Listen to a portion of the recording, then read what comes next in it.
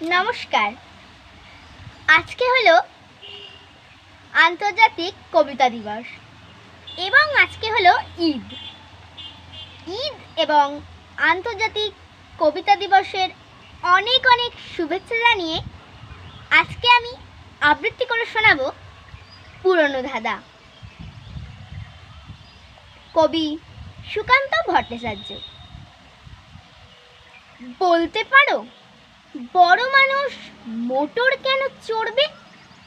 গরিব কেন সেই মোটরের তলায় চাপা পড়বে? বড় মানুষ ভোজের পাতে ফেলে লুচি মিষ্টি, গরিবরা পায় খোলাম কুচি। এ কি না সৃষ্টি! বলতে পারো ধনির বাড়ি তৈরি তারা করছে, কুঁড়ে ঘরে তারা কেন মাছির তো মরছে?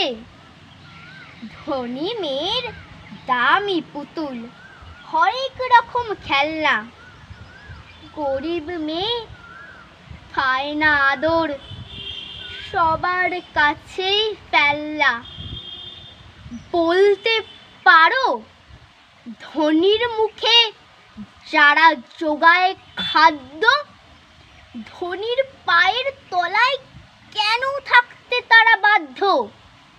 হিং টিং ছট প্রশ্ন এসব মাথার মধ্যে কামড়ায়।